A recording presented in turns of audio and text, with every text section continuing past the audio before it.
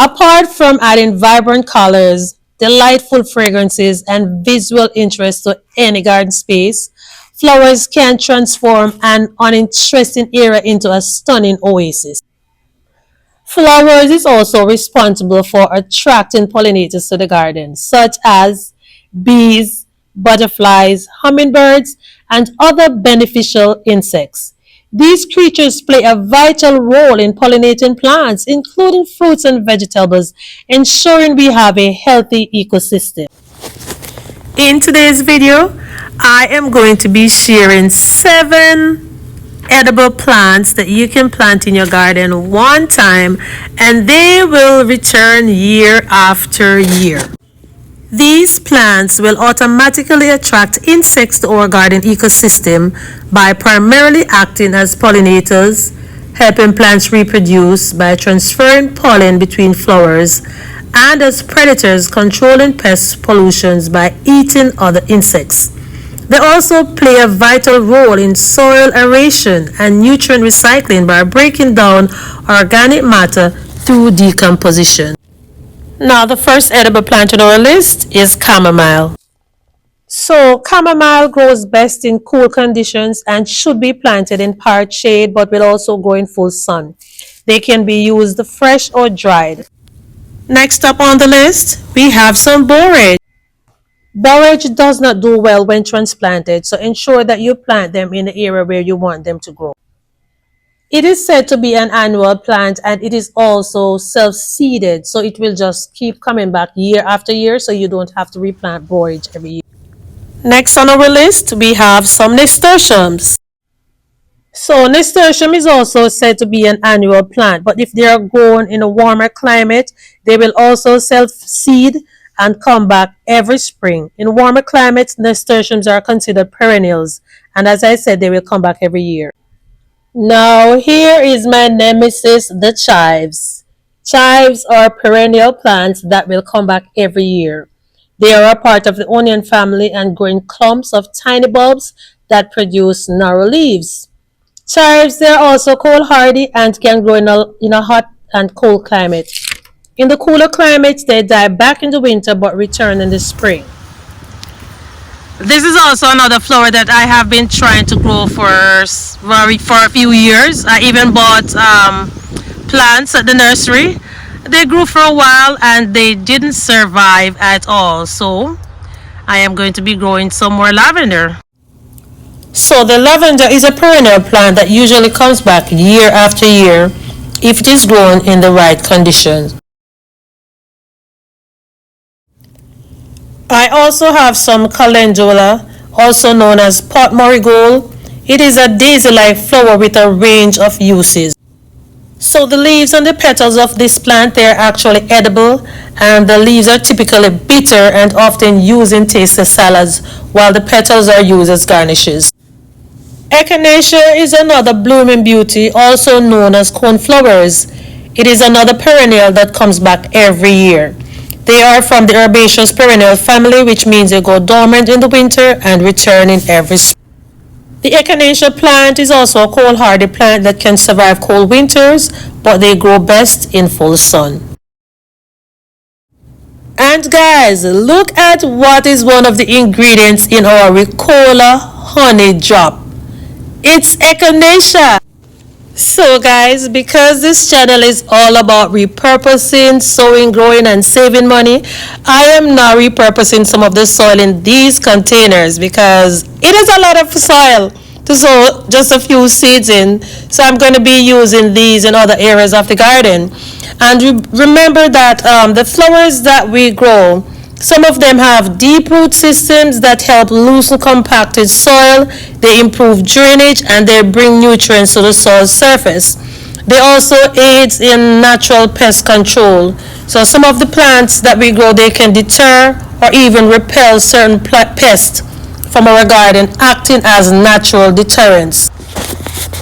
Gardening itself is therapeutic, and the beauty of flowers can have a calming and uplifting effect on our moods.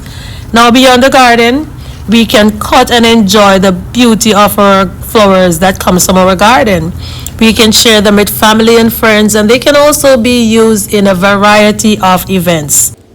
In 57 days, on March 20th, it is going to be the first day of spring.